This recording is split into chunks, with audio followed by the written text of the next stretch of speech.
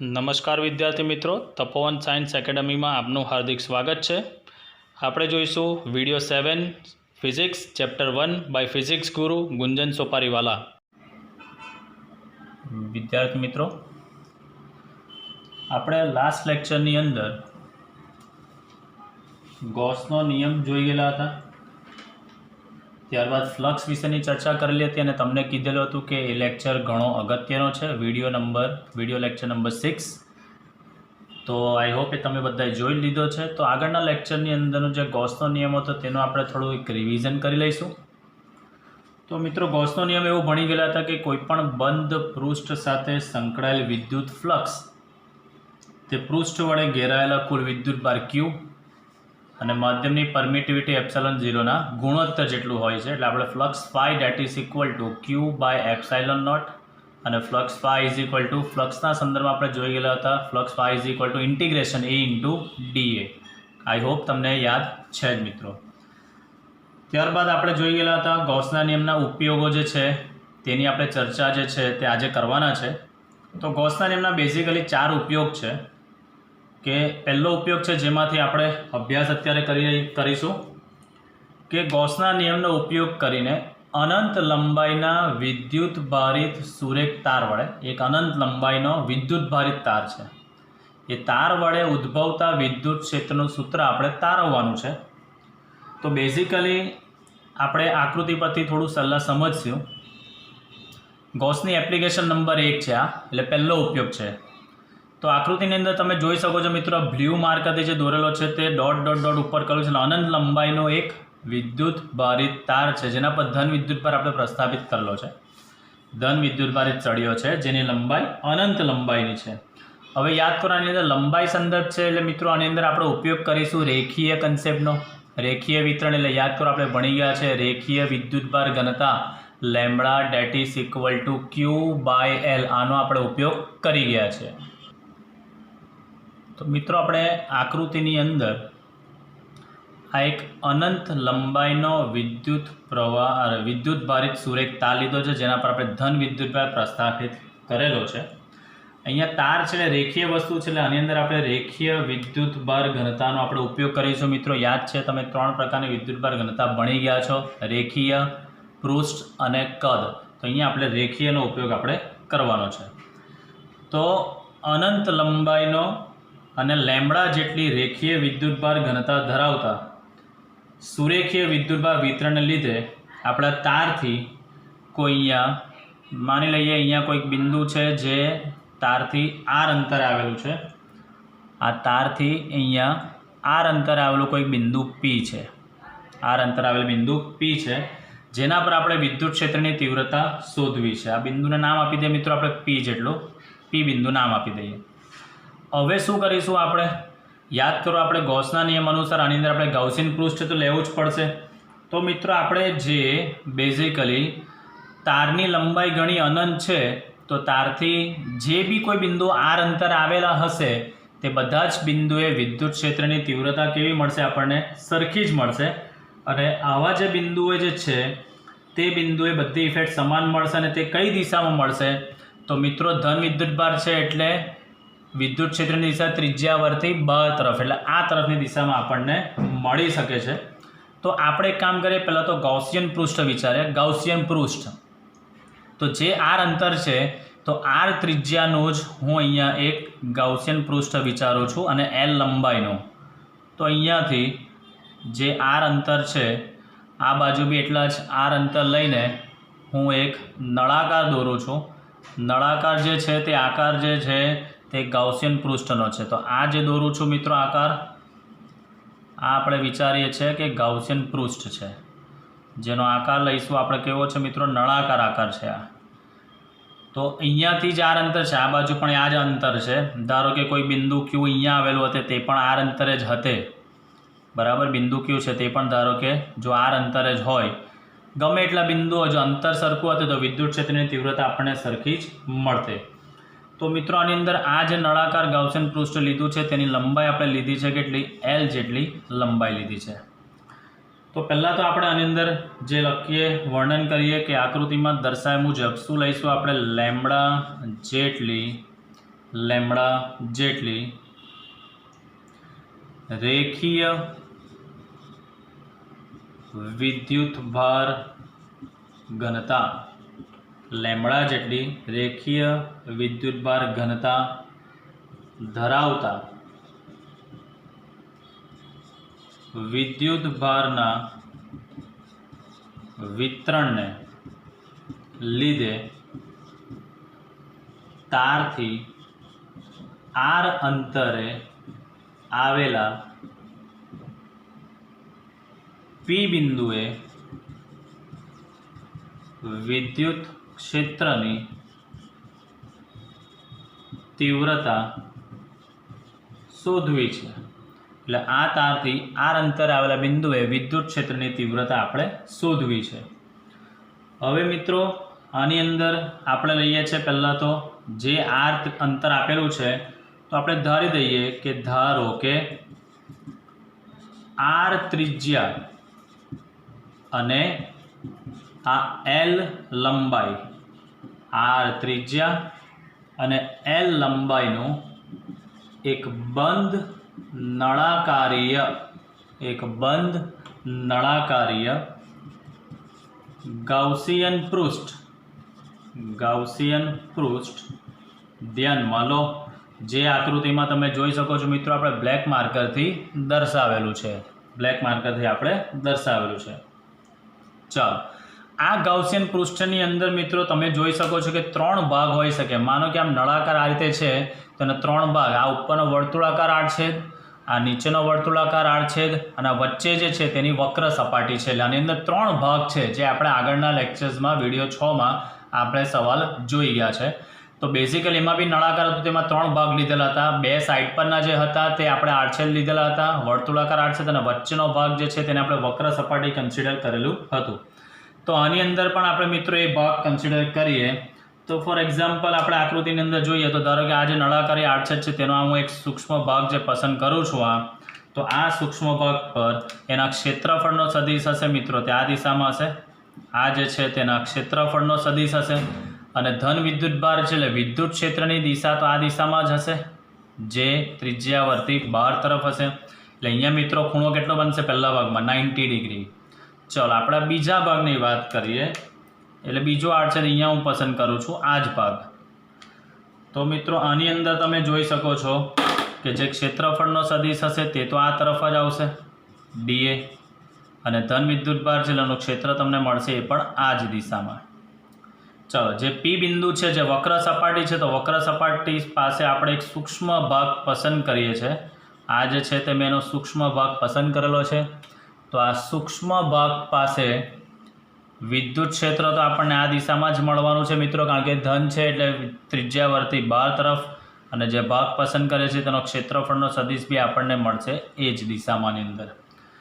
તો આડછેદ જે છે વર્તુળાકાર આડછેદમાં ઈ અને ડીએ વચ્ચે ખૂણો 90 ડિગ્રી બનશે, જ્યારે વક્ર સપાટી પર ઈ અને ડીએ વચ્ચે જે ખૂણો છે 0 ડિગ્રી બનશે. ઈ અને ડીએ વચ્ચે જે ખૂણો છે તે મિત્રો 0 ડિગ્રી બનશે. ચાલો, તો આની અંદર આપણે પહેલાં ક્ષેત્રફળને નોંધી દઈએ. તો જે નળાકાર છે તો નળાકારની જે વક્ર સપાટી હશે એ વક્ર સપાટીનું ક્ષેત્રફળ જે તમને ખબર જ છે મિત્રો, 2πr h, ની જગ્યાએ અહીંયા લંબાઈ છે તો 2πr l લખી શકીએ. તેના આડછેદ જે આપણે લઈએ છીએ તો એ આડછેદની વક્ર સપાટીનું ક્ષેત્રફળ નળાકારના બંને આડછેદ સાઈડ પરથી તમે જોશો તો મિત્રો શું મળશે? વર્તુળાકાર. એટલે કયો આકાર મળશે મિત્રો? વર્તુળાકાર. એટલે ક્ષેત્રફળ શું આવશે? πr². બરાબર. જે સળીઓ છે તેની રેખીય ઘનતા lambda that is equal to સૂત્ર શું છે મિત્રો? Q/L.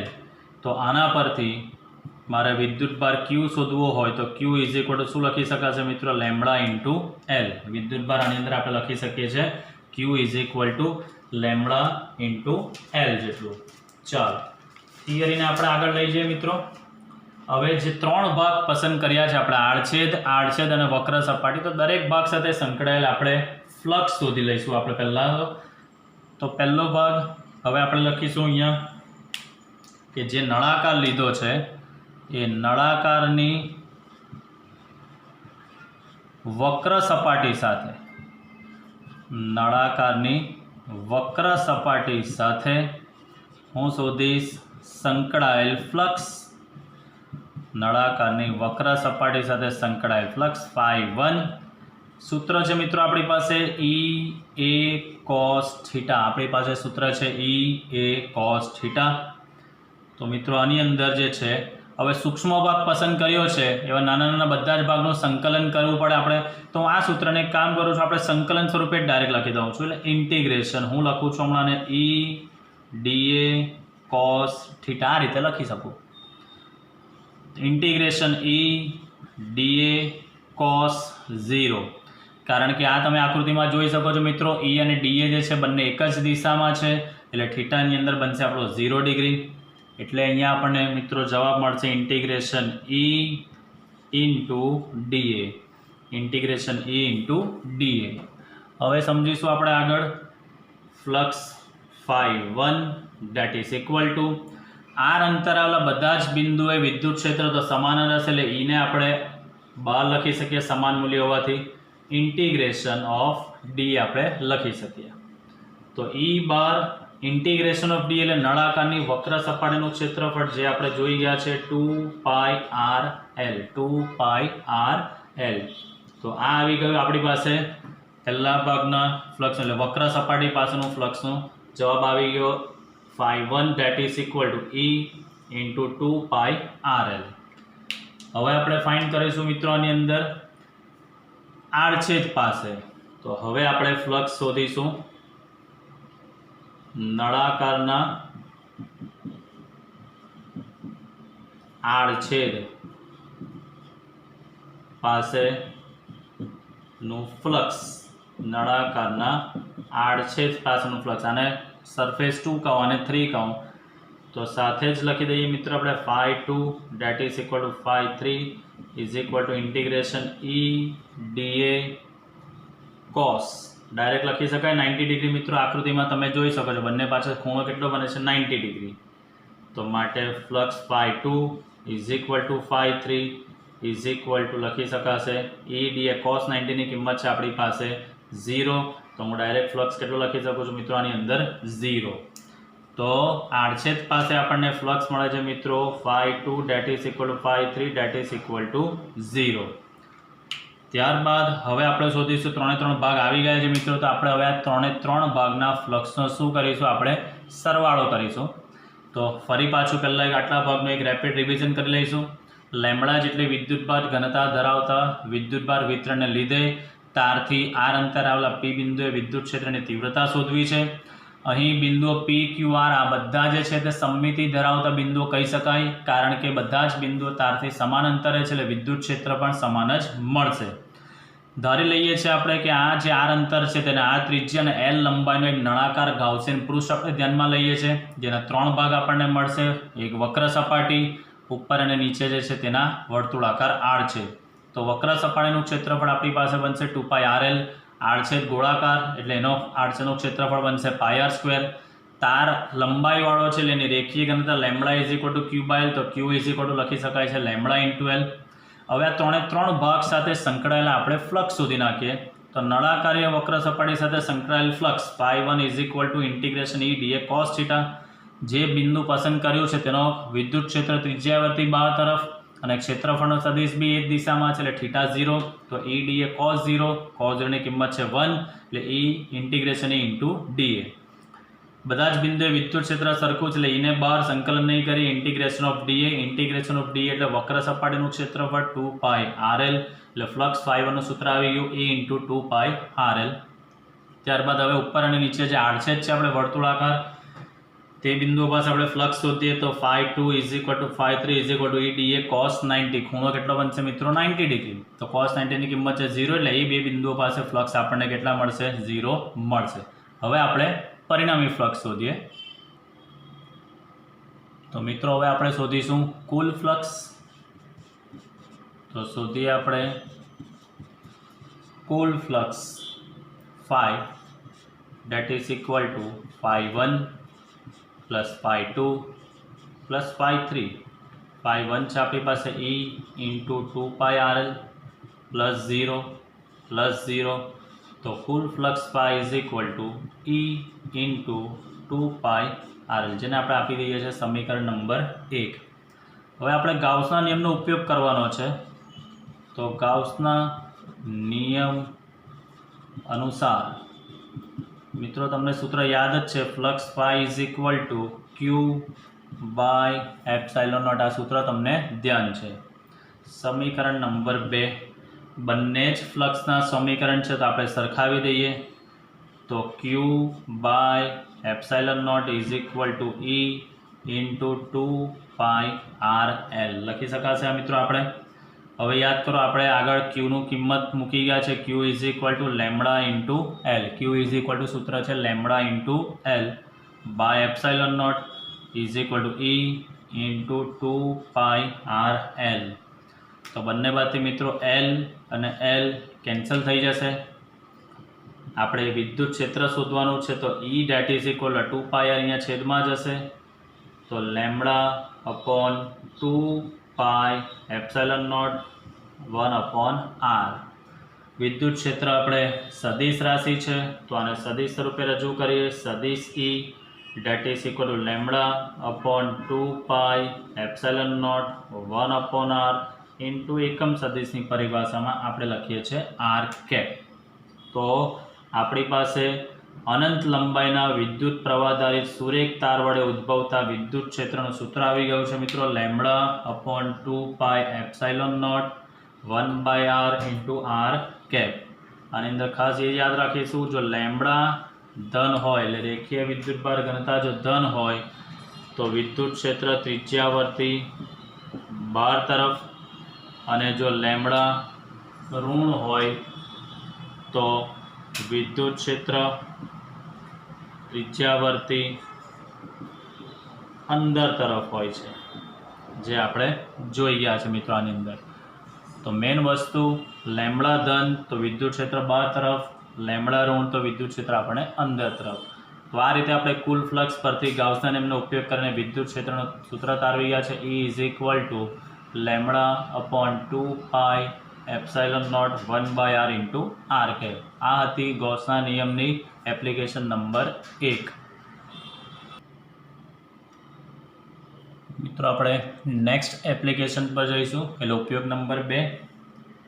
તો પ્રશ્ન એવો છે, ગૌસના નિયમનો ઉપયોગ કરી અનંત વિસ્તારનું એક સમતલીય સમાન વિદ્યુતભાર વિતરણ વડે ઉદ્ભવતું ક્ષેત્ર શોધવાનું છે આપણે.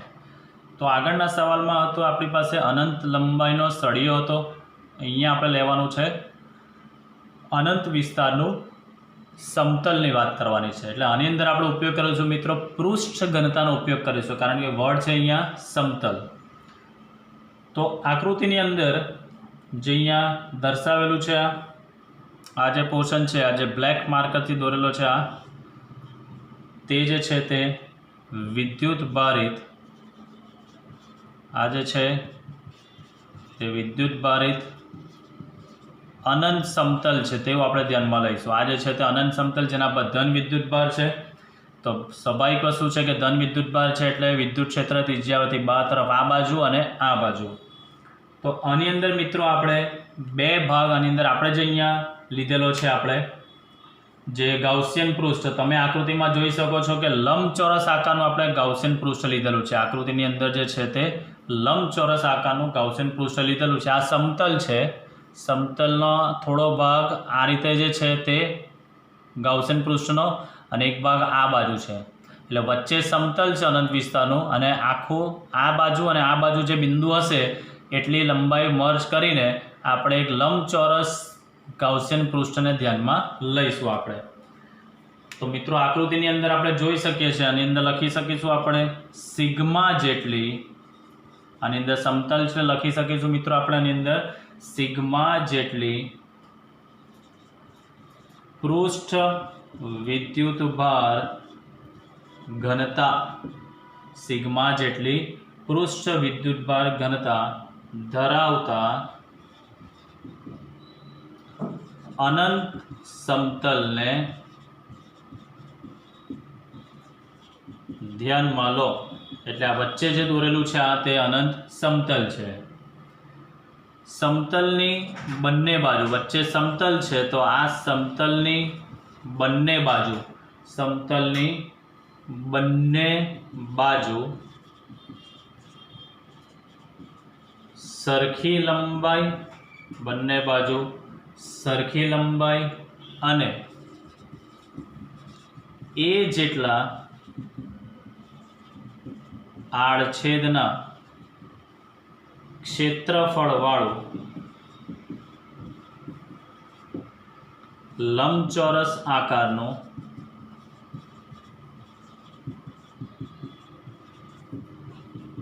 ગાઉસિયન પૃષ્ઠ લંબચોરસ આકારનું ગાઉસિયન પૃષ્ઠ ધ્યાનમાં લો।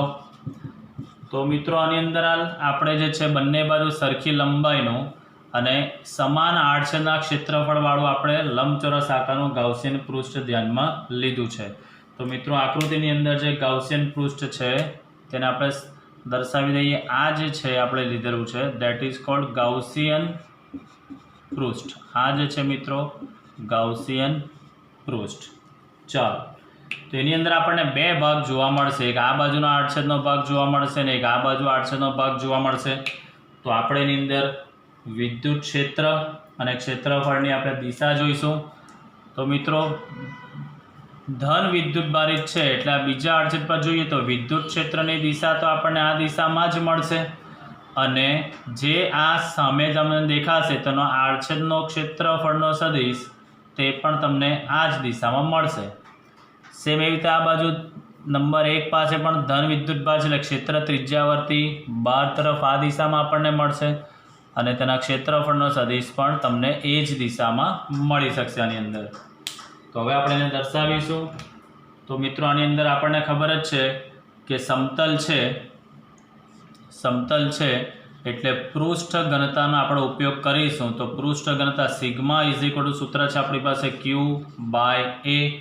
તો આના પરથી વિદ્યુત ભાર Q date is equal to લખી શકાય મિત્રો સિગ્મા ઇન્ટુ A આપણે લખી શકીએ છીએ।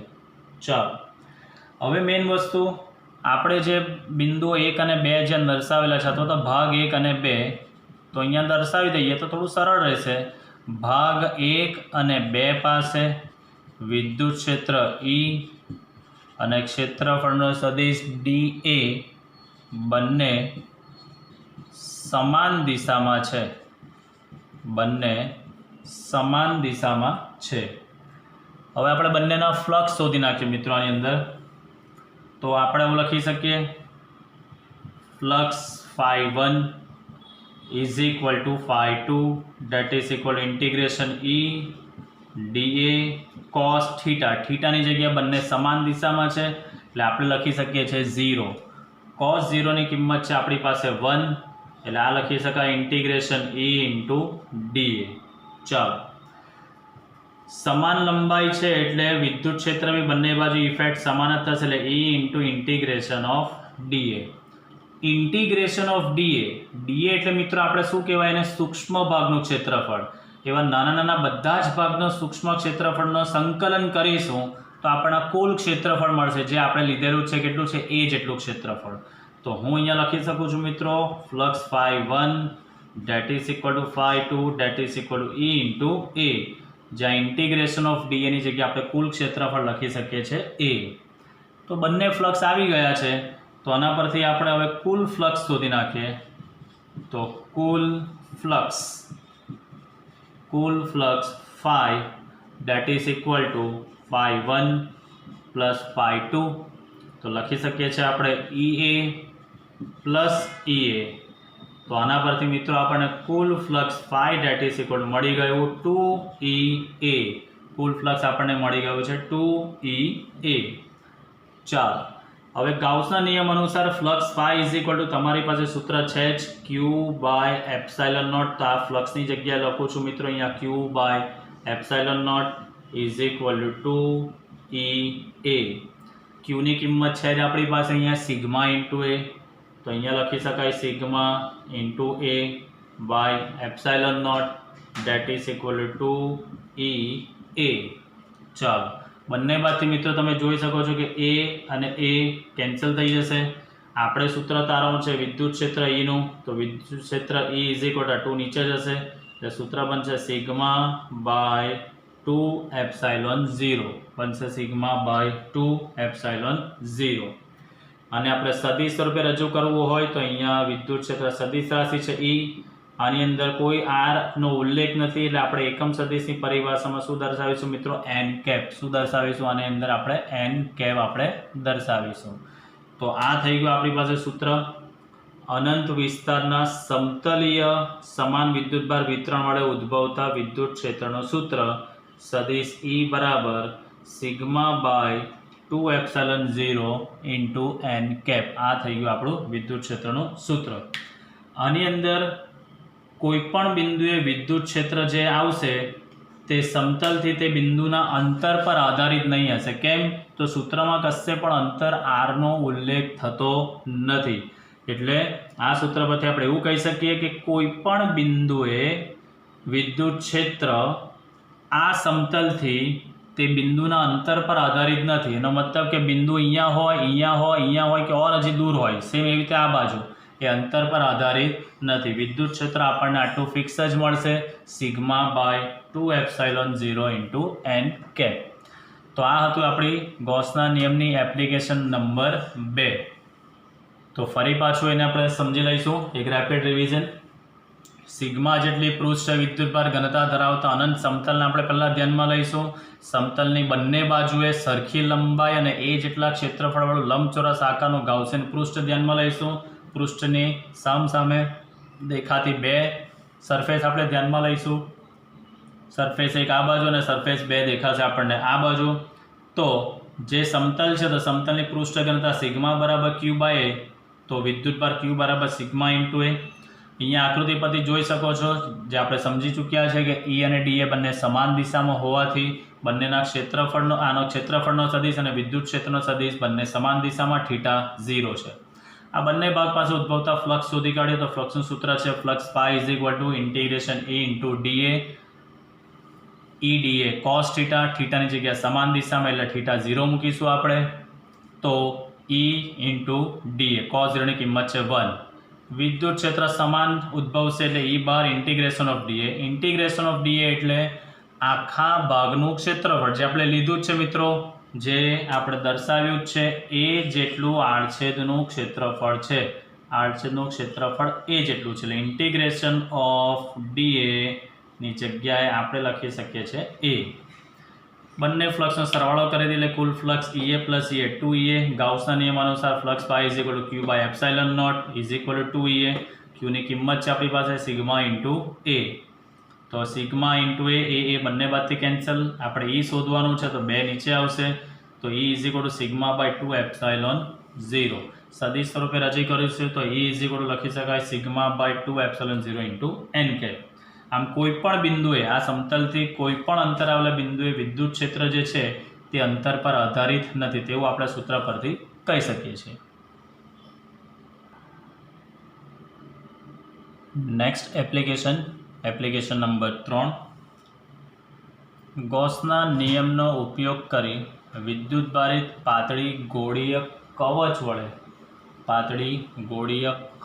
વડે ઉદ્ભવતા વિદ્યુત ક્ષેત્રનું સૂત્ર તારવો તો કવચ એટલે મિત્રો તમને ખબર હોવી જોઈએ કવચ એટલે એક પ્રકારના નારેળ જેવો હોલો એટલે અંદરથી પોલું હોય બરાબર અને ઉપરથી એ સખત છે તો અહીંયા પણ આપણે એ જ કન્સેપ્ટનો ઉપયોગ કરીશું નક્કર વસ્તુ નથી મિત્રોની અંદર કવચ છે કવચ એટલે હોલો છે ગોળાકાર વસ્તુ છે જે અંદરથી નક્કર નથી પોલો છે તો બેઝિકલી આની અંદર આપણે પોલી વસ્તુ હોય તો એ પૃષ્ઠ ઘનતાનો જ આની અંદર પણ આપણે ઉપયોગ કરીશું જો નક્કર ગોળો હોય તો આપણે કદ ઘનતાનો ઉપયોગ કરતા પણ અહીંયા પાતળી ગોળીય કવચ એટલે હોલો છે નક્કર નથી હોલો એટલે પોલું છે અંદરથી તો આની અંદર બી આપણે મિત્રો પૃષ્ઠ ઘનતાનો જ ઉપયોગ કરીશું તો આપણે સમજ્યા થિયરીની અંદર શું છે તે તો ધારી લઈએ આપણી પાસે જે બી કોઈ કવચ હશે તો એ કવચની ત્રિજ્યા હું ધારી દઈશ કે r છે તો આપણે પહેલાં લખી દઈએ છીએ કે ધારો કે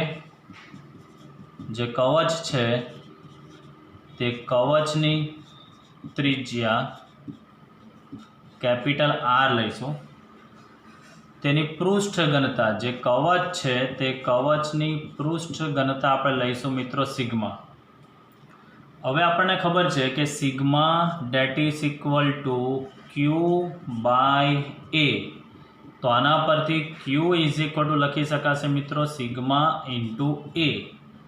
તો સિગ્મા ઇન્ટુ કવચ પર વિદ્યુતભાર જે હશે તે ધારો કે ક્યુ જેટલો છે આપણે શોધવું હોય તો કવચની વક્ર સપાટીનું ક્ષેત્રફળ એટલે ગોળાની વક્ર સપાટીનું ક્ષેત્રફળ કેટલું થશે મિત્રો 4 પાય અને ત્રિજ્યાની r છે તો હું લખી શકું છું r². ચાલો ધારો કે આની અંદર બી ધન વિદ્યુતભાર હશે તો આપણે ક્ષેત્રની ડિરેક્શન આપણે ચેક કરીશું. સમજો આની અંદર, તો આની અંદર હું આ આકૃતિ આ દોરું છું. ધારો કે આપણી પાસે આ જે છે મિત્રો તે કવચ છે, આ જે દોરું છું આ બ્લુ માર્કરથી તે આ કવચ છે અને કવચની જે ત્રિજ્યા છે એ ત્રિજ્યા ધારો કે કેપિટલ R જેટલી ત્રિજ્યા છે, કેપિટલ R જેટલી છે. તેના પર ધન વિદ્યુતભાર છે, ધન વિદ્યુતભાર પ્રસ્થાપિત કરેલો છે આપણે. એનો મતલબ મિત્રો કે ધન વિદ્યુતભાર હોવાને કારણે વિદ્યુત ક્ષેત્ર ત્રિજ્યાવર્તી બહાર તરફ, વિદ્યુત ક્ષેત્ર જાનાથી ઉદ્ભવ છે મિત્રો એ ત્રિજ્યાવર્તી બહાર તરફ હશે. હવે આની અંદર કવચની અંદર આપણે બે વસ્તુ, કવચની અંદર બી આવી શકે કોઈ બિંદુ અને કવચની બહાર બી આવી શકે છે કોઈ બિંદુ. તો આની અંદર આપણે પહેલો કન્સેપ્ટ સમજીએ. કન્સેપ્ટ નંબર 1, જે બિંદુ જે હશે કોઈ બી તે કવચની અંદર હશે. તો પહેલાં આપણે શોધીશું કવચની અંદરના બિંદુ માટે, કવચની અંદરના બિંદુ માટે. તો ધારો કે કોઈ બિંદુ જે છે તે કવચની અંદર અહીંયા આવેલું છે, જે ઓકે આપણે લઈએ છીએ થોડું આ બાજુ અહીંયા, જે અહીંયા કવચના કેન્દ્રથી r અંતર આવેલું છે, સ્મોલ r અંતરે આવેલું છે. તો આ સ્મોલ r જેટલું અંતર જે છે એટલી ત્રિજ્યા લઈને આપણે દોરી દઈશું મિત્રો આ ગાઉસિયન પૃષ્ઠ અંદરના ભાગમાં. અંદરના ભાગમાં આપણે દોરી દીધું છે આ ગાઉસિયન પૃષ્ઠ દોરી દીધું છે. થોડું ડાર્ક દોરીશું. અંદરના ભાગની અંદર આપણે આ જે લીધેલું છે મિત્રો તે ગાઉસિયન પૃષ્ઠ લઈ લીધેલું છે આ r ત્રિજ્યાનું. ચાલો નામ નિર્દેશન કરી દઈએ આપણે. તો આ જે અંદર જે દોરેલું છે તેને હું નામ આપી દઉં છું ગાઉસિયન પૃષ્ઠ. અને આ જે બહાર દોરેલું છે મિત્રો તેને આપણે કહી શકીએ છીએ આપણી ગોળીય કવચ છે. બહાર જે છે તે ગોળીય કવચ છે.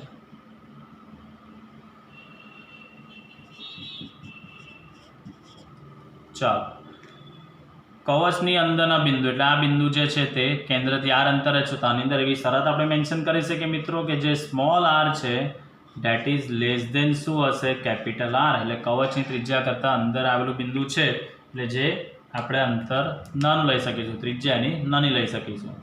તો આપણે શોધીશું કવચની અંદરના બિંદુ માટે. ચાલો તો આને આપણે સમજીશું કે કેન્દ્રથી r અંતરે આવેલા બિંદુએ વિદ્યુત ક્ષેત્ર શોધવા માટે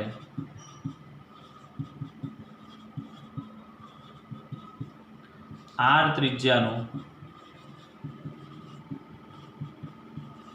ગાઉસિયન પૃષ્ઠ,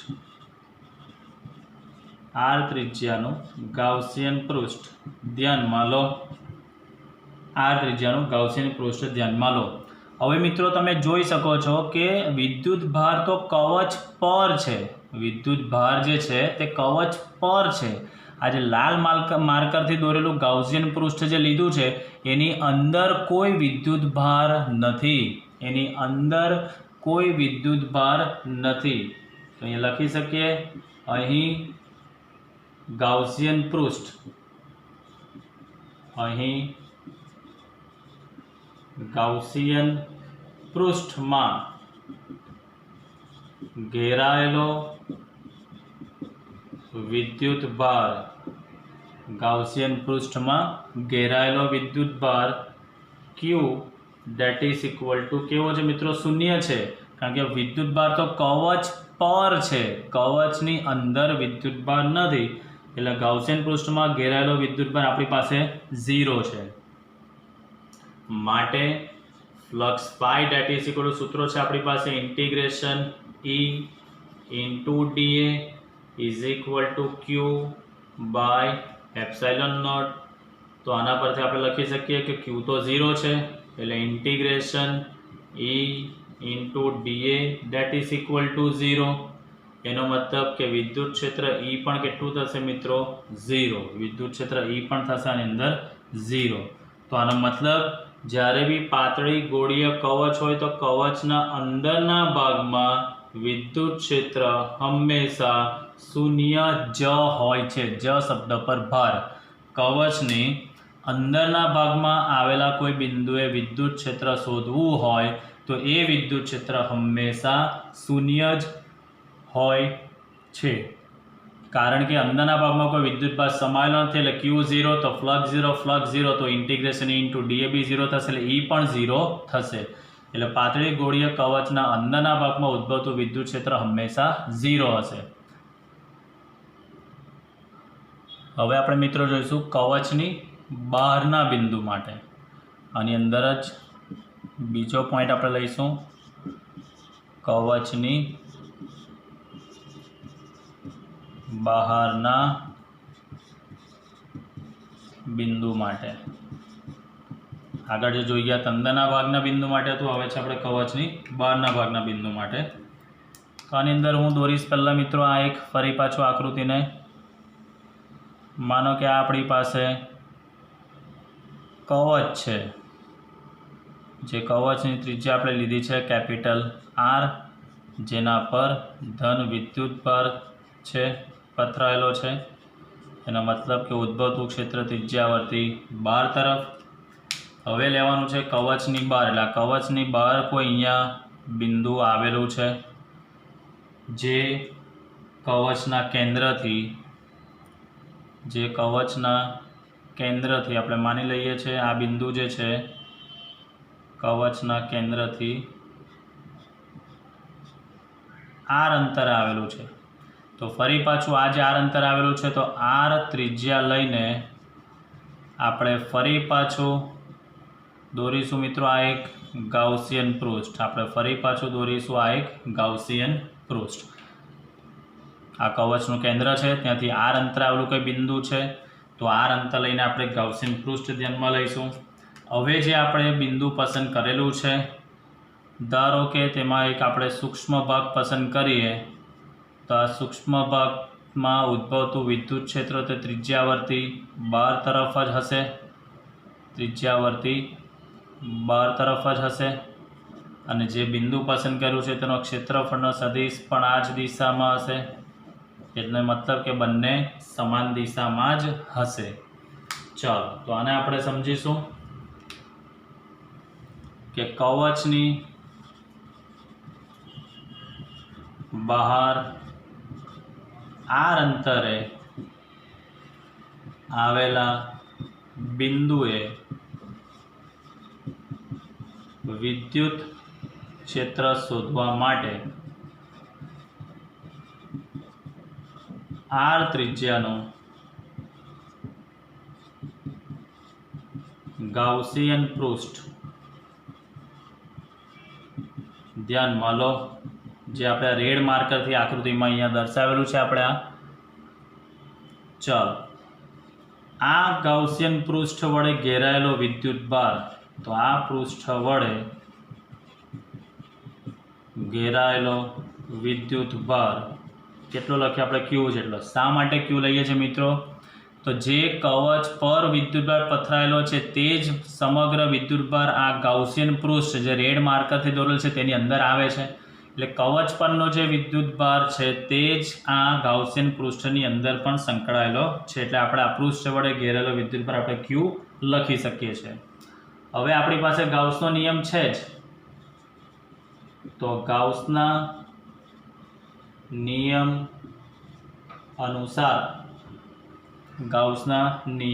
અનુસાર flux phi is equal to integration E dA cos 0, કારણ કે બંને સદીશો એક જ દિશામાં છે એટલે. તો E into d A, E bar integration of DA.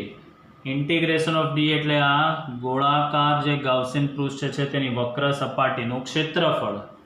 તો E ઇન્ટુ લખી શકાશે 4πr², લખી શકાશે 4πr². ત્યારબાદ આ જે ફ્લક્સનું સૂત્ર આવ્યું તો flux phi is equal two બીજું આપણી પાસે સૂત્ર છે જ મિત્રો, Q/ε0 is equal to E into 4πr². આપણે E શોધવાનું છે તો E that is equal two આ 4π ને નીચે મૂકી દઈએ આપણે, એટલે Q/4πε0 અને r² બી નીચે આવશે એટલે 1/r² લખી શકાશે સૂત્ર. E is equal two Q/4πε0 into 1/r².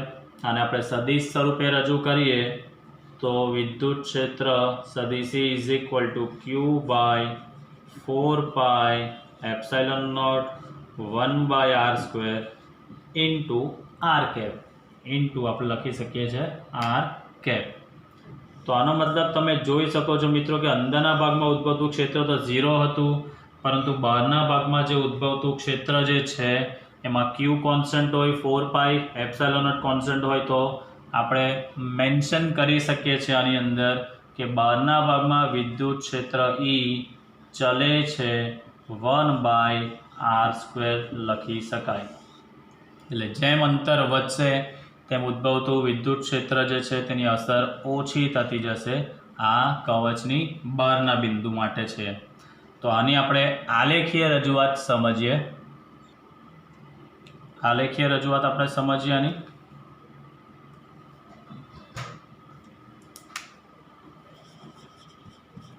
આલેખીય રજૂઆત તો મિત્રો જોઈએ છે અંદરના ભાગમાં ક્ષેત્ર 0 છે અને બહારના ભાગમાં ક્ષેત્ર E ચલે છે 1/r² છે. તો આને આલેખીય રજૂઆત આપણે કરીએ તો આ જે છે તે અંતર r, તે અનુસાર વિદ્યુત ક્ષેત્ર બદલાય છે. એટલે વિદ્યુત ક્ષેત્ર પરતંત્ર રાશિ એટલે y અક્ષ પર, r સ્વતંત્ર રાશિ એટલે આપણે લઈશું x અક્ષ પર. આ કેન્દ્ર છે, કેન્દ્ર પર તો 0 જ હશે. કેન્દ્રથી જેમ જેમ સપાટી તરફ જઈશું આપણે તેમ તેમ એ અંદરનો ભાગ જ રહેશે. તો અંદરના ભાગમાં તો વિદ્યુત ક્ષેત્ર કેવું છે, 0 છે. એટલે માનો કે આપણે અહીંયા આવીએ છીએ, અહીંયાથી આટલો જે વિસ્તાર જે છે આ તે આપણે કહી શકીએ કવચની અંદરનો ભાગ. તો અંદરના ભાગમાં તો ક્ષેત્ર 0 જ છે. હવે આપણે સપાટી પર આવી ગયા છે તો જ્યાં અહીંયા E is equal two Q/4πε0 1/r² છે, તો સ્મોલ આની જગ્યા કવચની ત્રિજ્યા કેપિટલ R તમે મૂકશો તો કવચ પર સૌથી તમને વધારે વિદ્યુત ક્ષેત્ર મળશે. તો એ ધારી લઈએ છીએ આપણે વિદ્યુત ક્ષેત્ર આપણે અહીંયા આ જે છે આને આપણે કહીએ છીએ E max, આને આપણે કહીએ છીએ E max. એટલે આ જે પોઈન્ટ જે દર્શાવે છે મિત્રો તે અત્યારે આપણે ક્યાં છે, કવચની સપાટી પર. આ જે ભાગ જે પોઈન્ટ દર્શાવ્યો છે તે છે આપણે અત્યારે છીએ કવચની સપાટી પર. હવે આપણે કવચની સપાટીથી ઉપર જઈશું એટલે r ઓર વધશે. તો બહારના ભાગમાં તો સૂત્ર જોઈ જ ગયા છે Q/4πε0 1/r². તો E that is proportional to 1/r², વર્ગ/r² અનુસાર ચલે છે. એટલે એનો આલેખ જે છે તે આ રીતે તમને જોવા મળશે. આલેખ જ્યારે પૂરી પરીક્ષામાં દોરો ત્યારે યાદ રાખજો મિત્રો, x અક્ષને ટચ નહીં થવું જોઈએ.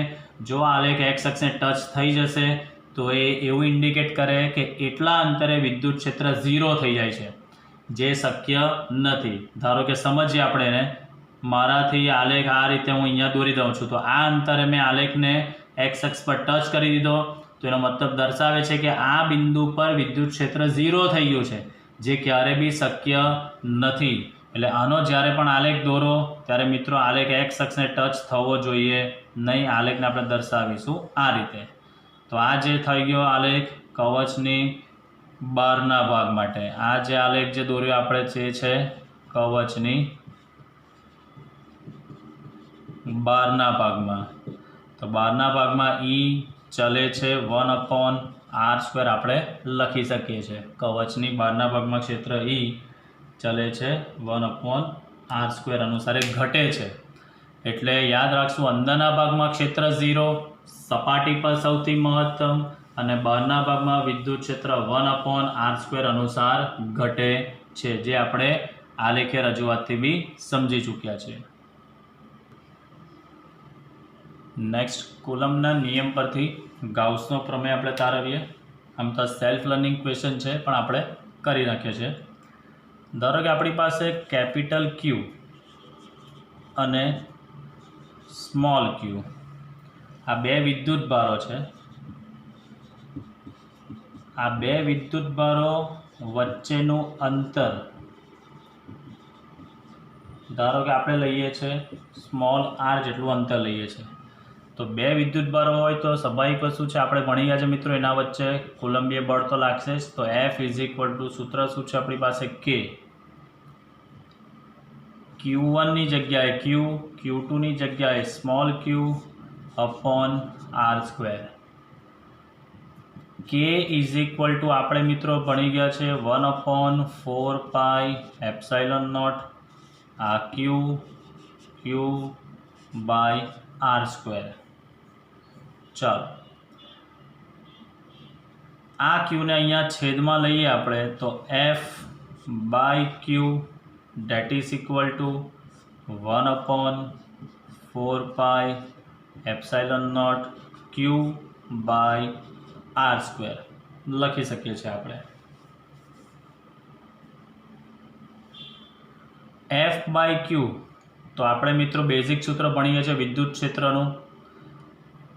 એકમ વિદ્યુત બાળી ઉદ્ભવતા બળને યાદ કરો, આપણે સૂત્ર ભણી ગયા છે E = F/Q, એટલે F = Q × E લખી શકીએ છીએ આપણે. તો મિત્રો આની અંદર આ જે F/Q છે તેનો વિદ્યુત ક્ષેત્ર E કહી દઉં તો E = 1/4πε0 Q/r² લખી શકાય આ રીતે. 4π ને આપણે ઉપર લઈ જઈએ, r² ને ઉપર લઈ જઈએ તો E × 4πr² = Q/ε0. આ જે છે 4πr² જે આપણું ક્ષેત્રફળ આપણે કહી શકીએ. સૂક્ષ્મ ભાગનું ક્ષેત્રફળથી આપણે એને દર્શાવીએ તો આને હું લખી શકું છું E × આ લખું છું, આ ધારો કે dA = Q/ε0. વિદ્યુત ક્ષેત્ર E અને ક્ષેત્રફળનો સદિશ છે, બંને સદિશ હોવાથી હું એને આ રીતે બી દર્શાવી શકું છું. ઇન્ટિગ્રેશન ઓફ dA સૂક્ષ્મ ભાગનું ક્ષેત્રફળ. આપણે કુલ ક્ષેત્રફળ લેવું હોય તો આને સંકલન સ્વરૂપે લખું તો E × dA = Q/ε0. તો આ જે છે મિત્રો તે સમીકરણ આપણો ગાઉસનો નિયમ છે. તો અહીંયા લખી શકાય જે ગાઉસનો પ્રમેય છે. તો આપણે હતા કુલમ્બના નિયમ પર. આ જે સૂત્ર છે તે કુલમ્બનો નિયમ છે. આ જે સૂત્ર છે મિત્રો તે કુલમ્બનો નિયમ છે, અને એ કુલમ્બના નિયમ પરથી આપણે આ ગાઉસનો પ્રમેય તરફ પહોંચ્યા. આ એના સ્ટેપ છે. એટલે કુલમ્બના નિયમ પરથી આ રીતે આપણે ગાઉસનો નિયમ તારવી શકીએ છીએ. નેક્સ્ટ ક્વેશ્ચન, ગાઉસના પ્રમેય પરથી કુલમ્બનો નિયમ. આગળ તારવેલો તો કુલમ્બ પરથી ગાઉસ, હવે આપણે ગાઉસ પરથી કુલમ્બનો નિયમ તારવીએ. તો મિત્રો આની અંદર આપણે સમજવા માટે આપણે ધ્યાનમાં લઈએ છે આ એક r ત્રિજ્યાનું ગોળાકાર કવચ છે. તેના કેન્દ્ર પર ધારો કે આ Q જેટલો વિદ્યુતભાર આપણે મૂકેલું છે. અહીંયા કોઈક બિંદુ આવેલું છે તો આ જે બિંદુ પસંદ કરીએ છીએ ધન વિદ્યુતભાર છે એટલે ઉદ્ભવતું વિદ્યુત ક્ષેત્ર તો આ દિશામાં જ હશે અને તેનો ક્ષેત્રફળનો સદિશ બી આ જ દિશામાં હશે, બંને સમાન દિશામાં. ચાલો તો આપણે ઓ બિંદુએ, આ જે કેન્દ્ર છે તે ઓ બિંદુએ મૂકેલ કોઈ બિંદુવત વિદ્યુતભાર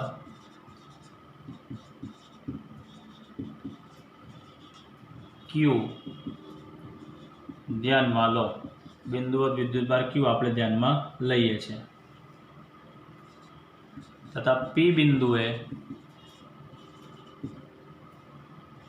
આવેલ વિદ્યુત ક્ષેત્ર અને જે સૂક્ષ્મ ભાગ પસંદ કરેલ છે તેનો ક્ષેત્રફળનો સદિશ સમાન દિશામાં છે. એનો મતલબ કે ઈ અને ડીએ બંને મિત્રો સમાંતર છે એટલે આપણે ત્યાં થીટા કેટલો કન્સિડર કરી શકીશું? 0. ચલો હવે આપણી પાસે ગાઉસનો પ્રમેય છે જ, તો ગાઉસના પ્રમેય મુજબ flux phi that is equal to q by epsilon naught. Flux phi is equal to q by epsilon naught. Flux phi is equal to લખી શકાય છે integration E into dA that is equal to q by epsilon naught. એટલે આને આપણે લખી શકીએ E dA cos theta, થીટાની જગ્યાએ 0 degree is equal to q by epsilon naught. cos 0 ની કિંમત છે આપણી પાસે 1 માટે integration E into dA that is equal to q by epsilon naught. E integration of dA is equal to q by epsilon naught. r અંતર સરખું છે એટલે ઉદ્ભવતું ક્ષેત્ર સરખું જ હશે તો E ક્ષેત્રફળનું બનશે 4πr². ત્રિજ્યા લીધી છે આપણે r એટલે 4πr² that is equal to q by epsilon naught. q by epsilon naught માટે E that is equal to q by 4 epsilon naught 1 by r². E that is equal to આગળની theory પ્રમાણે આપણે લખીએ છીએ f by q, તો એની જગ્યાએ લખું છું અહીંયા f by q is equal to q by 4 epsilon naught 1 by r². q ને ઉપર લઈ જઈએ તો f is equal to 1 by 4 epsilon naught q by r². એટલે આને આપણે લખી શકીએ છીએ f is equal to આ k q by r². તો આ આવી ગયો આપણી પાસે મિત્રો કુલમનો નિયમ. આ જે છે તે કુલમનો નિયમ છે. તો આપણે તારવ્યો ગાઉસના નિયમ પરથી આ રીતે કુલમનો નિયમ, અને એની આગળ આપણે કમ્પ્લીટ કરેલો હતો કુલમના નિયમ પરથી ગાઉસનો નિયમ.